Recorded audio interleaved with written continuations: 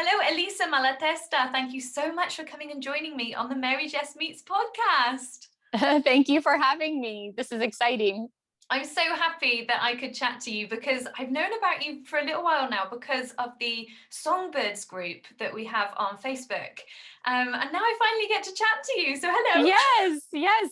It's nice to put a face to a name because some of the songbirds I've never met them before. I just know them by name, but so this is great. Yeah, and it's such a wonderful community, isn't it? Like, I really feel like I know so many of the songbirds personally, even though we've never actually met. Oh, very true. We during our concert that we did in April, we were chatting and making sure everyone was on top of things and what songs we were doing. And I feel like they're my little music family in the UK and the US, and it was very nice to collaborate with all of them.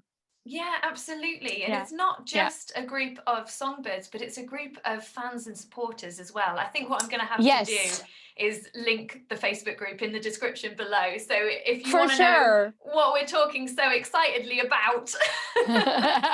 For sure. It's a lovely group to be in. And they're Robert and Lorraine, who are the founders of the Songbirds, are incredible people. Like, they're so kind. So Yeah, they are. yeah. They're so generous with their time. They are. Yeah, So yeah. it's like they're the mother, our music parents to the group. Yeah, they certainly look after us a lot, and it's amazing what they've been able to organize, especially during COVID times. They've made amazing songbirds concerts that so many people have been able to take part in. Yes. And I know a lot of people have enjoyed the shows that have seen them, and it's just it's incredible what you can do from all singers, all over the world. Absolutely. Through technology. Yeah, absolutely. Technology is not always my friend, but it's a wonder. Exactly. But you took part in 2 of these concerts, didn't you? The Songbirds ones. I did. We did. One was last year in December, and the one just recently in April, which was a Disney themed concert. It was a lot of fun. It sounds like it. Disney is just totally up my street. Oh yes, who doesn't love Disney? The songs are classic, and they're so much fun. Yeah, it's funny. My friends say to me, they name a movie and they go, "Have you seen this movie?" And I said, "Unless Disney's made it." Yes. If Disney's made it, I've seen it. There you go. See.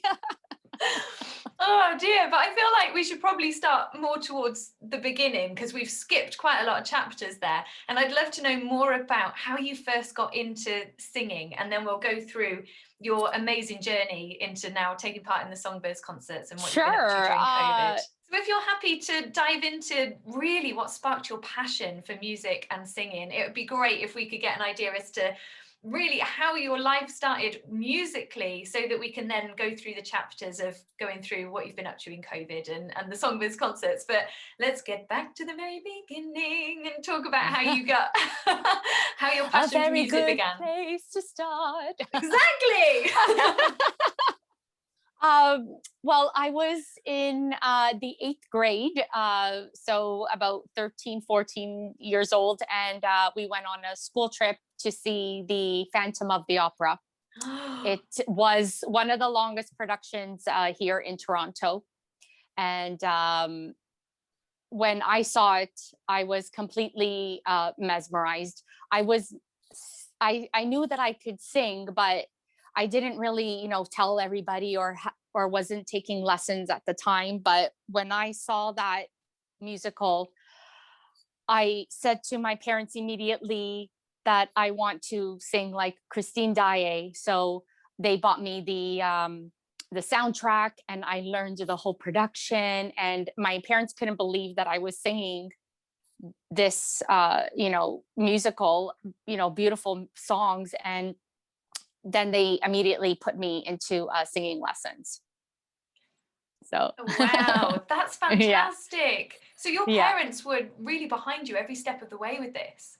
Yes, pretty much always supporting me and driving me to lessons and waiting for me for an hour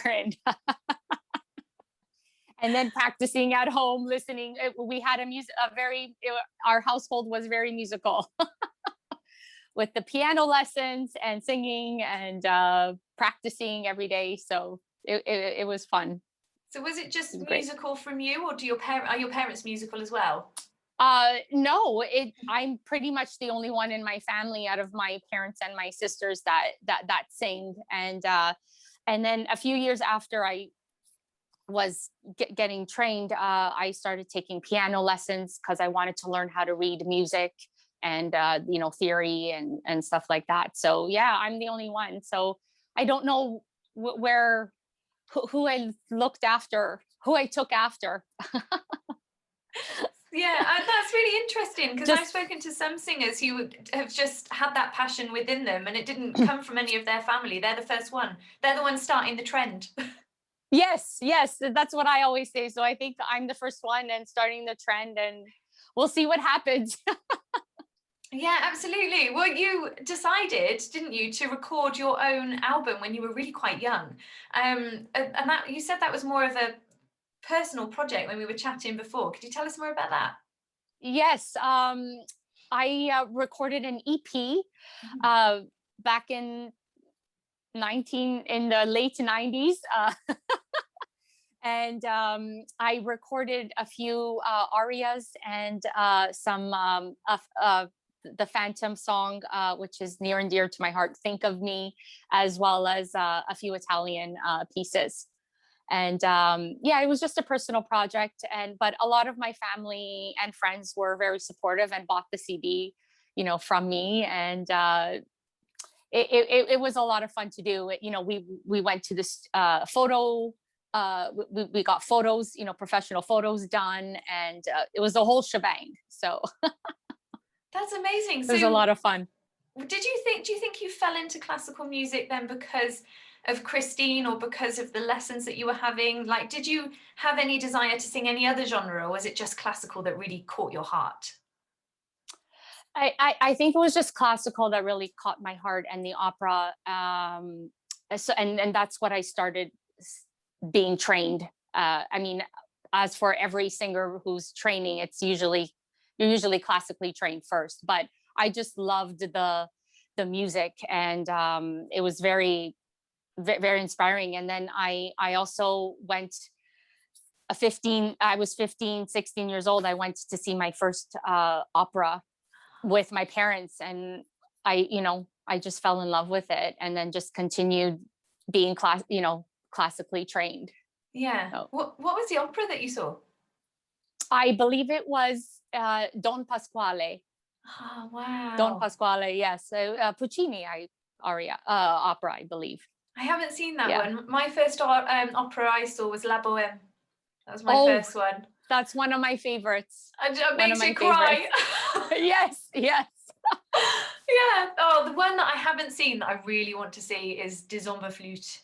I don't know if I got the Oh, pronunciation yes. quite right there, but oh my gosh, Mozart's The Magic Flute. I would love to see that live. Oh, and I haven't yet. That's Yeah. on the list.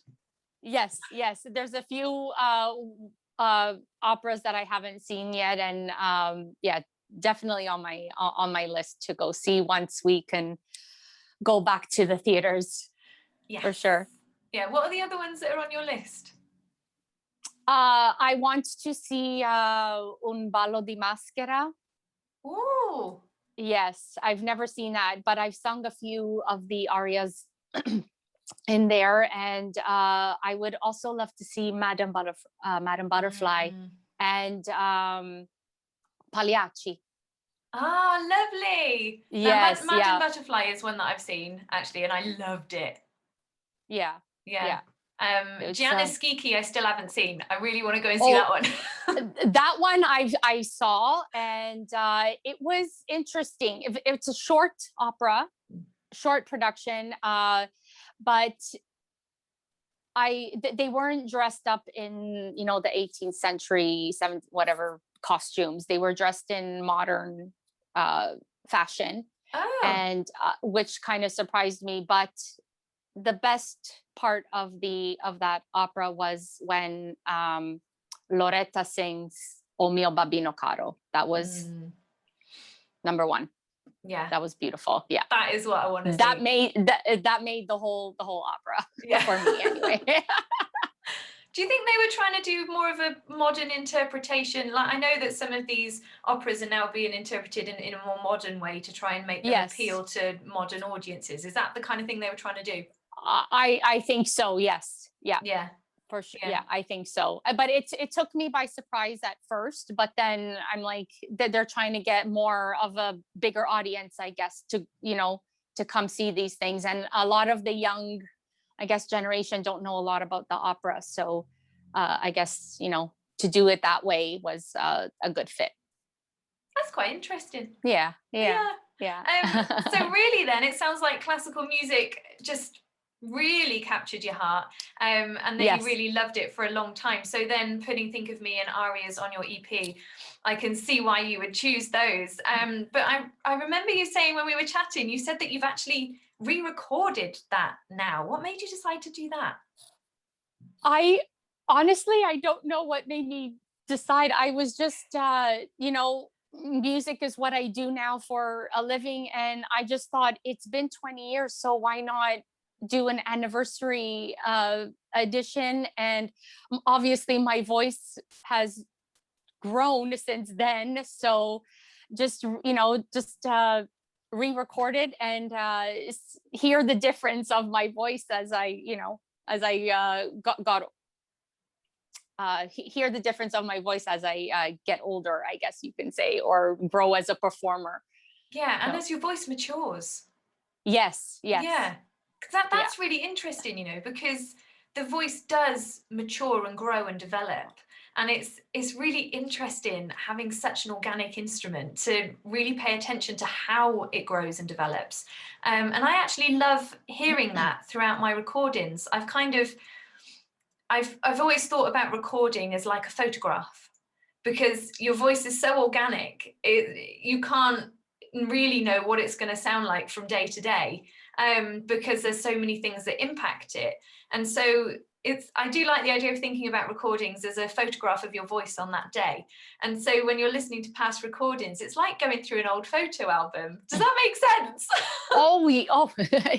Yes, it makes a lot of sense. Well, even the second album that I recorded, my voice has changed. I don't sing the songs the same way now that I did 2 years ago. So can you imagine 20 years ago and now, Yeah, absolutely. And I think it's a really wonderful thing to do as well, because I always love interpreting songs the way that I know best at the time. And when you're then able to put all your extra life experience into a song, it'd be a really interesting experiment to see how different it is or what things are similar. And have you noticed any major differences or similarities?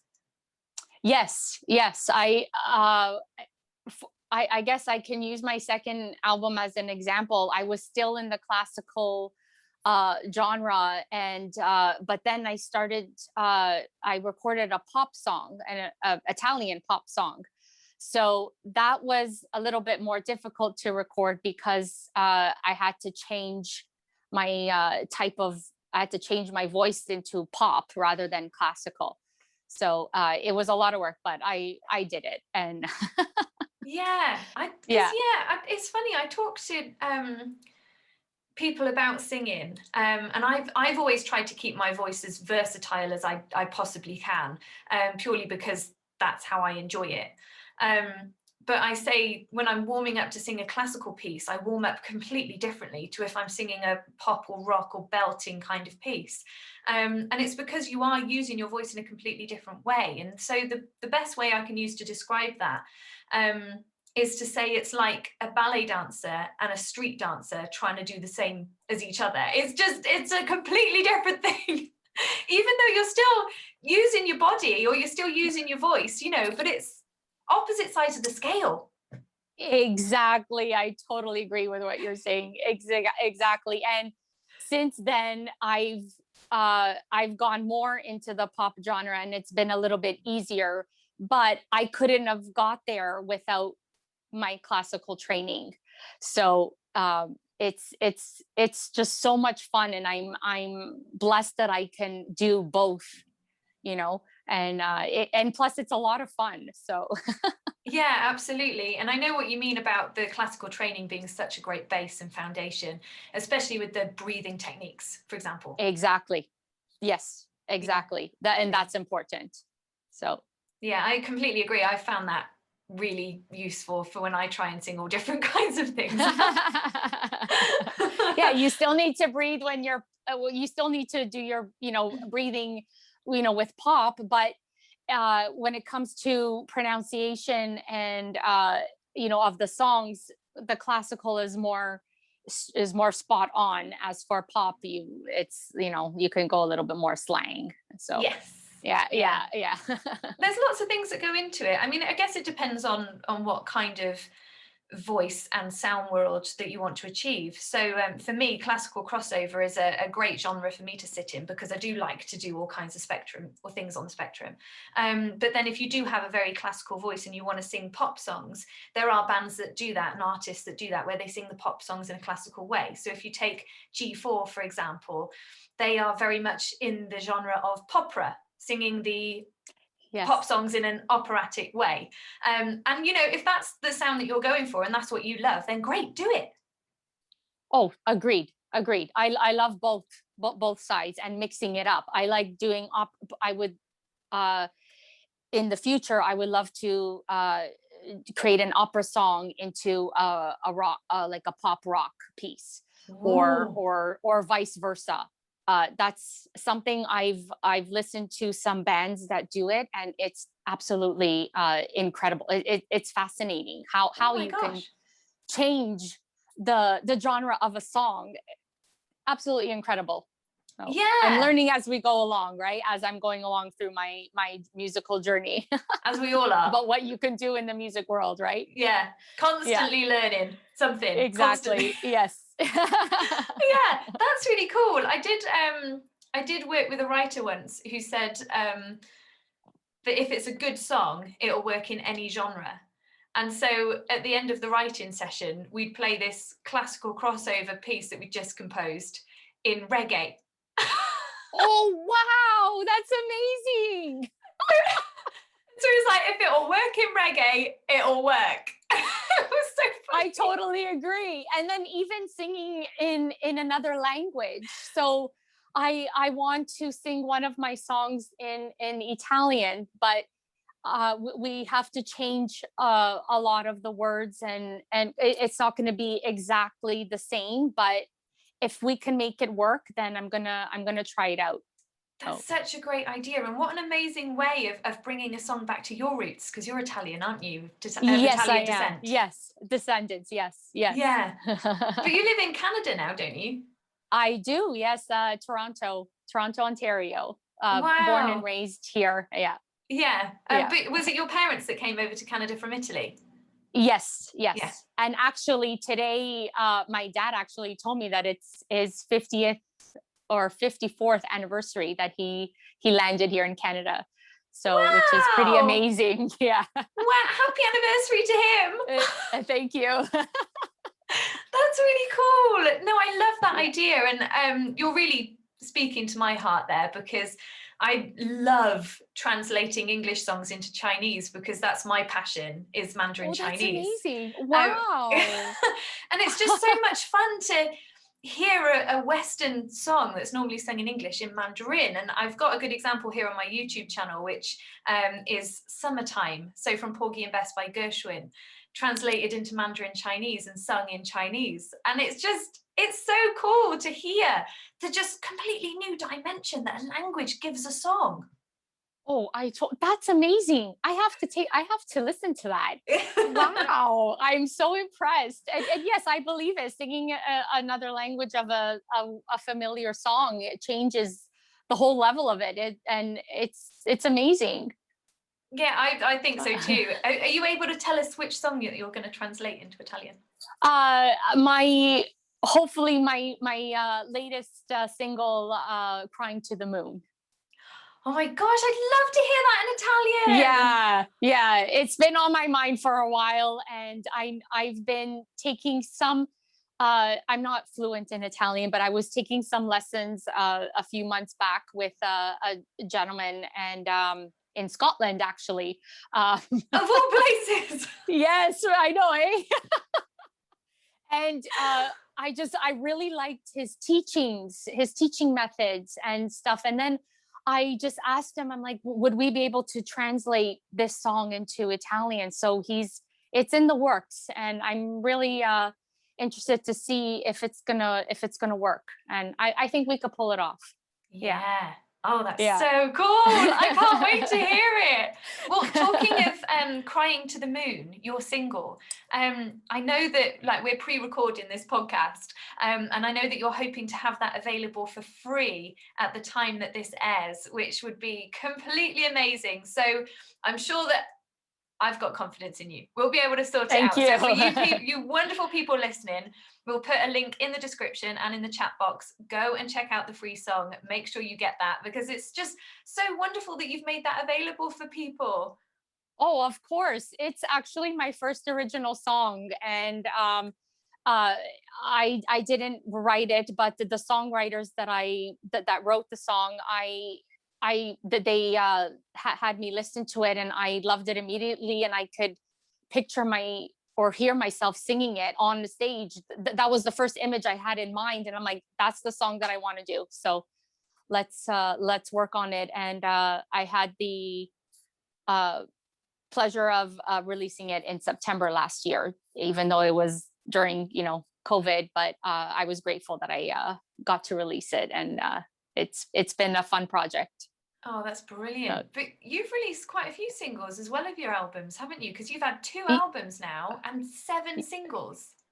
yes. It's great. Yes, I love being in the studio. I love recording. I just want to sing. There's so many songs that I want to sing, and just share to the world. That's wonderful. And you know what? Like, because we were chatting earlier, and I Yes. found it really interesting to hear about the gap that you had with your music, because you said that obviously you recorded your first album in the late 90s, and then your second album was about 20 years later. Now, I'd love to know what you got up to in that 20 years. What was I doing from then until yeah. So like now, yeah. Well, life pretty much happened. I just end up finding a full-time office job that I thought was best for me, I guess, at the time, to make a little bit more income. And I got married. I bought a house, and then slowly, just because I've just working full time, I got busy and I didn't have much time to sing, and I was still taking lessons, but it was just very busy. And then I had children, and then completely stopped for about 6 years. So yeah, but Yeah. working full time and raising a family was a lot of work. Yeah, I Yeah. can imagine. Oh, gosh. Yes. But then it was I was a blessing in disguise. The company went through some changes, and I was impacted. So I end up being let go, and I end up staying home because of for my children. And but then music just came back to me, and I was getting hired for small gigs and events. And then I just decided I can stay home with my children and take care of them and sing, and I have pretty much the best of both worlds. So that's what I did. And then about 2-3 years ago, I recorded my second album, crossover album. That's wonderful. And, I mean, like, I've got to say, there are so many people in the music industry where they don't want to talk about the other life that they had. They don't want to talk about their other jobs that they had. Because I think in some way they think it kind of detracts from the glamour of singing. So let's just set the record straight here right now. There's no glamour of singing. I don't know what that is. No, there is not. No, I don't know what that is. It's just so important to be clever and sensible, which is what you've been, because the industry is hard. It's really difficult. It's really fickle. You don't have a regular paycheck. I mean, what is one of them? Who knows? The music industry. Yeah. So it's so great that you're talking about the fact that you were sensible. You took that job to support your family. And I just think it's so important that people talk about that, because as a musician, we're full-rounded human beings. You know, we've got so many other things going on in our lives, and it makes us who we are. And there's no shame in saying, I've got another job. It's just sensible. It makes perfect sense. And I've said on this podcast quite a few times now that my grandmother gave me an incredible piece of advice, which was to always have more than one string to your bow, because then your bow is stronger, isn't it? And yes, so most definitely. It's important to spread that advice. If you've got somebody who wants to be a musician or be a singer, they've got to know how to support themselves doing that. And if there's a backup, then they're safe. Then that's brilliant. Exactly. But at first, I thought the office job was the only thing that I can do, and that's pretty much why music just went on the side and became just a hobby. I didn't know that I can do both at the same time and raise a family until I was laid off, and I was connecting with other musicians and other moms, and they're like, oh, I do this, I do that, I have a home, my own business that I run from home, and that's what got me inspired. I'm like, I can do all these things and still take care of my family. So it's been amazing, and I'm happier than I've ever been in a long time. See, I think it's what I love to do. That's such an inspiring lesson, isn't it? It's such an Yes. inspiring lesson, because yeah, as soon as you see that role model, you see somebody who has got the job but is still having their passion and looking after their kids, you go, oh my gosh, this is actually possible. But Yes. really, you sound like Superwoman at the same time, because that's a lot to thank you very much. That's a lot to be dealing with. That's so much on your plate.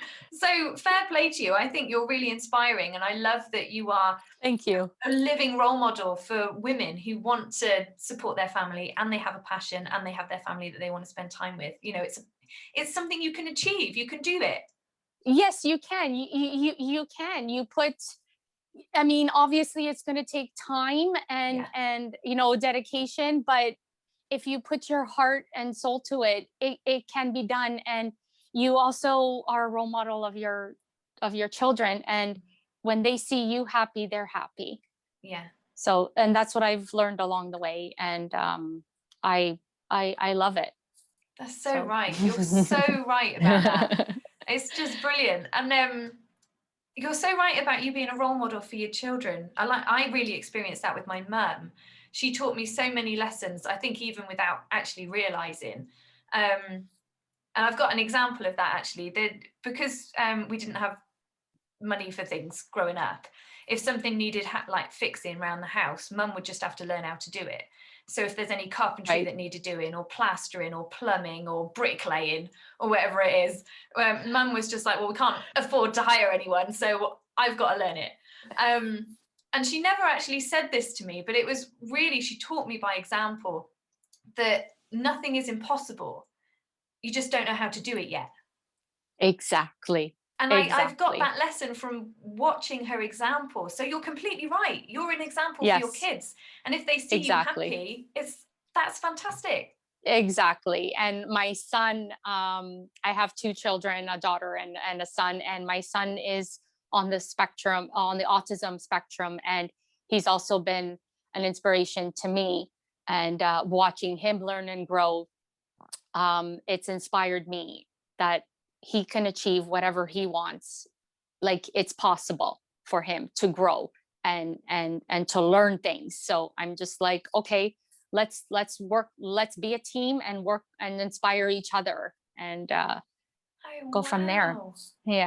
Yeah. Wow. So your son, what are the kind of things that he thought maybe he couldn't achieve that he's gone on to be able to do and learn? One of them is, we thought he wasn't going to be verbal, Wow. and he wasn't verbal for a good for the first 5-6 years of his life. But through speech therapy and lots of support, he's a big chatterbox now. So and Wow. he's very verbal, and he's learned how to read, and he's learned how to print, or how to write. And watching him during this during online learning has been absolutely amazing. It's like, wow, he can do more of what I thought he could do. He's capable of so many things. So Wow. yeah, I love watching him. Just getting him to sit down and do the work is a little bit of sometimes it's a little bit difficult, but he does it, and I love watching him learn. It's amazing. That's so incredible. I'm so Yeah. happy to hear that, and I'm so happy for Thank him you. and you. That's Thank amazing. you. Thank you. And my daughter too. She's going into high school in September, and just watching her learn and grow, and she's just last year she's become an avid reader. You know, someone who didn't really want to read. Now she's into these what's the word, adventure and fantasy books. Right. Yeah, so whenever she wants a book, I'm just like, okay, let's buy it. So That's really brilliant. Well, it's great Yeah. that they are discovering their passions. That's really brilliant to hear. And I'd really love to ask you how your passion of music rediscovered you and how it found you again, because you said that you stopped singing for 6 years and then it found you. How did it find you again? I am a big fan of the Canadian pop opera group, the Tenors.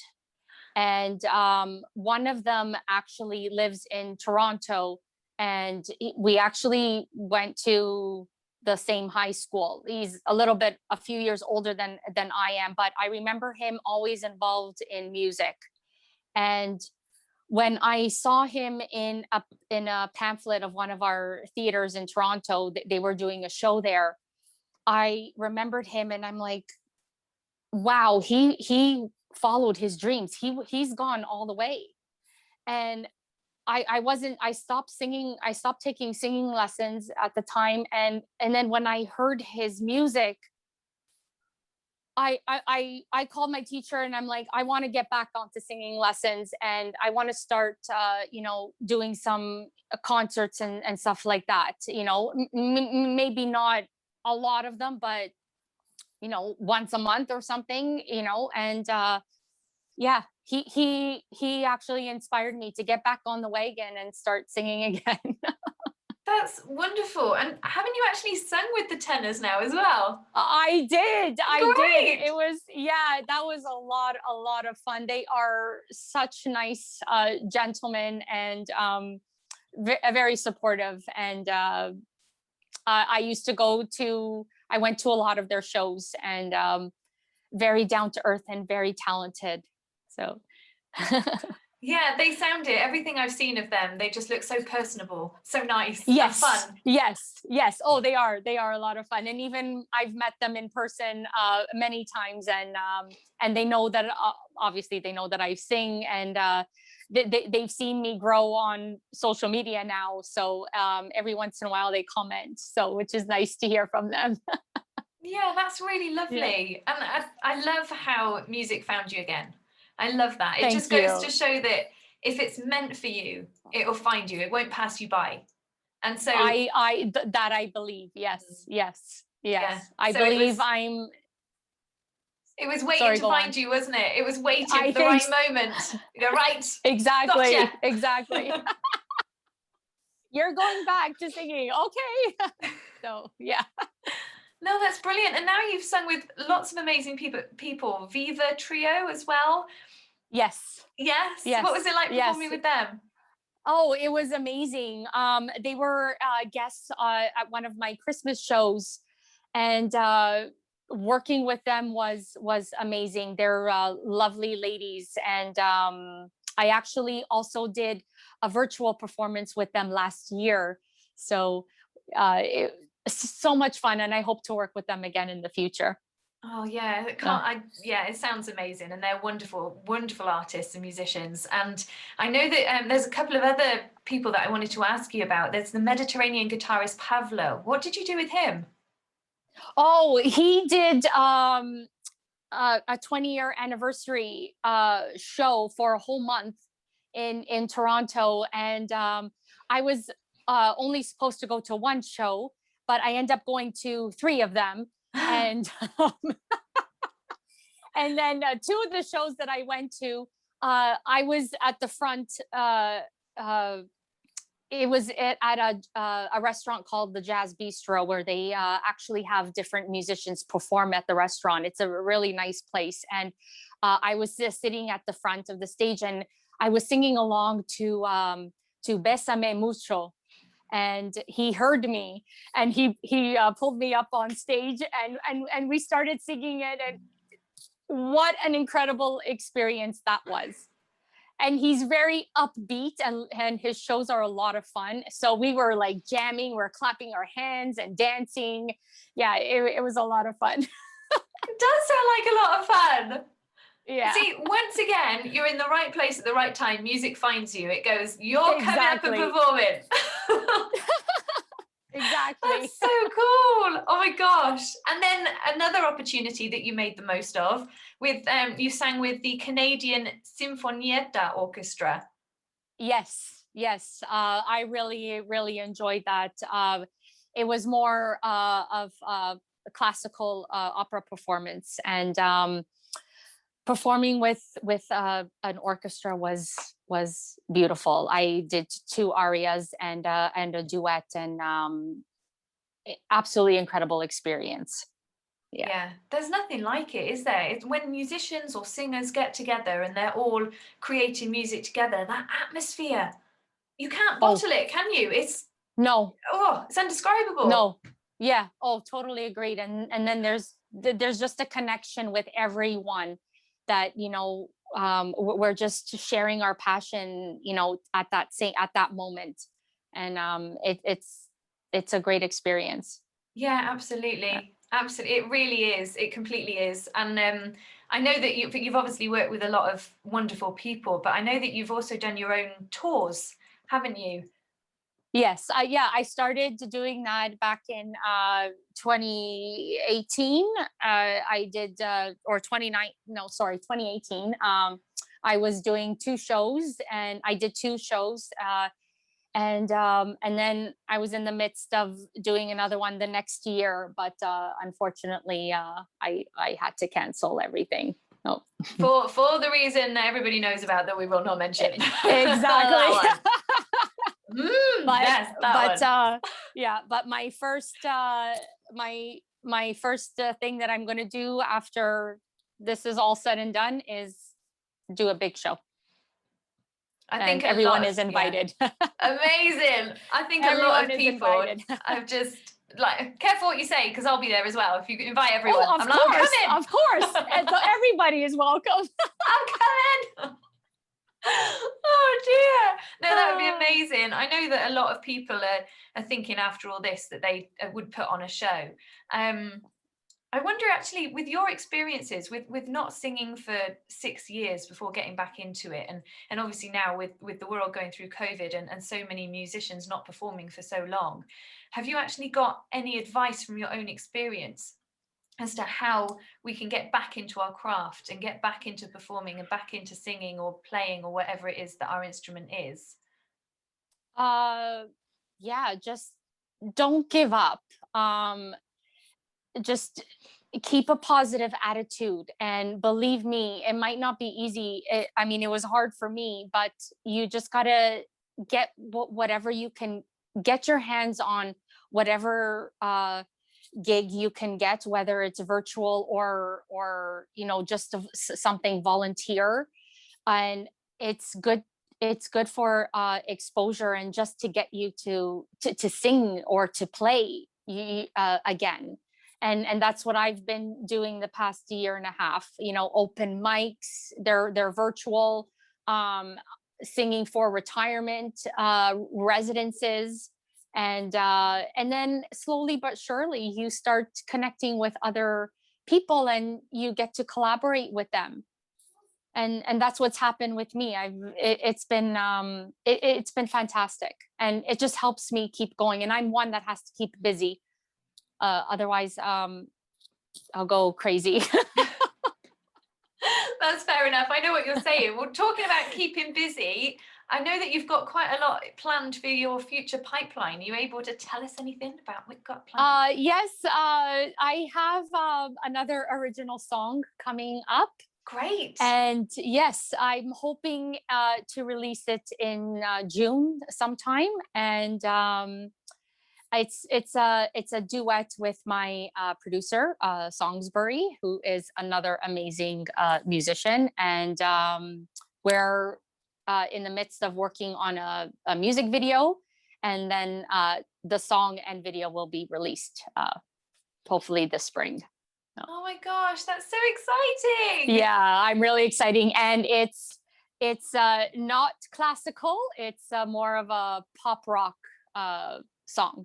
Now I'm very really intrigued. Excited. Oh my gosh. Yes. Why the change?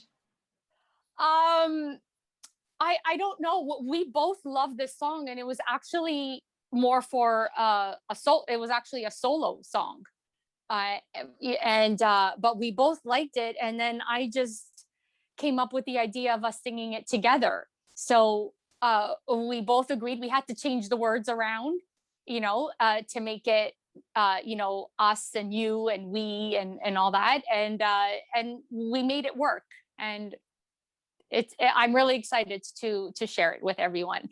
Wow, I can't wait to hear it. I know that quite a few of my fans will be very interested in that. And the reason why I say that is because obviously I've recorded more classical crossover stuff, but I grew up singing rock and pop songs at karaoke's with my mum. And that was my training. We couldn't afford singing lessons or anything, so that's how I had to learn everything. And it was quite a shock for some of my fans a few years ago when I put up my karaoke song, which is Sweet Child of Mine, Guns N' Roses. I love that song. I put it on my YouTube channel. And it was because G4 didn't believe that I could sing it in a rock way. They thought, no, it would be in a classical way. And I was like, I'll show you.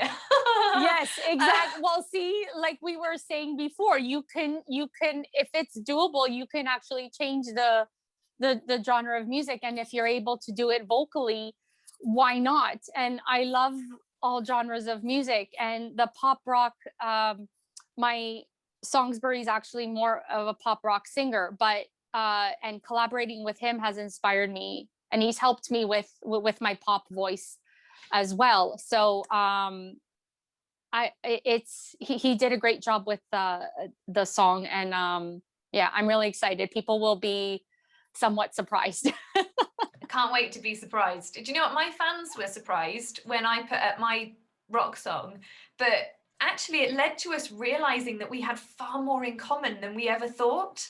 Because Exactly. like I said, we're not just singers or artists. We've got lots of other things going on in our lives, and it's another way in which we can connect with each other. And that was really eye-opening for me, actually. It was amazing. Yes. Totally agreed. Yeah. Well, there are, like, Queen is a great example. He was classical and rock at the same time, and he's got he produced some beautiful music. Yeah, Freddie Mercury did actually listen to opera quite a lot, didn't he? It really influenced his writing. Yeah. So I believe whatever, and I also started songwriting last year, and Yes. and that has been an incredible experience. I took a few workshops online, and I learned a lot, and I actually wrote a few pieces, and that's another thing, and that I hope to start releasing in the future. Some of my own. I'm I actually worked on one with my producer last week. We had a Zoom meeting, and we worked on the lyrics, and just to polish it up. And hopefully, once our lockdown is ending and we can go back to the studio, we'll start working on it. Yes. Yes. Good. I mean, as a fellow songwriter, nothing makes me happier than to hear of somebody writing their own music. Yes. Oh, it's amazing. You write your thoughts and feelings on paper, and then anything could inspire you. Listening to another song can inspire you. Reading a book, having a conversation with someone can inspire you. And that has been. So every once in a while, it's like, oh, I like what she said, so I write it down. And yeah, absolutely. And talking about building a connection with your fans, when yes, you're jotting down your innermost thoughts and feelings about something, there's no more personal connection than that you can get with artist to listener connections. Does that make sense? Do you know what I mean? yes, very much so. Very much so. Yeah. Yeah. Yeah. Oh my gosh, I can't wait to hear it. I'm excited. Thank you so much. Brilliant. So if we want to hear more of you, where do we find out more about you? Where's the best place to go? You can follow me on Instagram, Elisa_Malatesta_entertainment. And I'm always on social media, so I'm very active on there. Also on Facebook, the same, Elisa Malatesta. And all my music is on Spotify, iTunes, Amazon, all those lovely digital platforms. And yeah. Perfect. And we also need to make sure that we go and sign up to get that free song. We need to get your free song, Crying to the Moon. We need to make sure we do that. So what I'll do is I'll put the link in the chat box for that while this premieres. And then if you're watching after the premiere, you can go into the description, and we'll make sure we've got all of your links there so that people can check you out your social media and get their free song. For sure. Cool. Well, thank you so much for coming and joining us today. I'm so glad that you could give us so much of your time. Thank you for having me. This was a pleasure. Honestly, it's been wonderful talking to you. So thank you so much for joining us on the Mary-Jess Meets podcast, and we'll speak to you again soon. Yes, for sure. Looking forward to it. Thank you. Take care, darling. Bye. Take care. Bye-bye.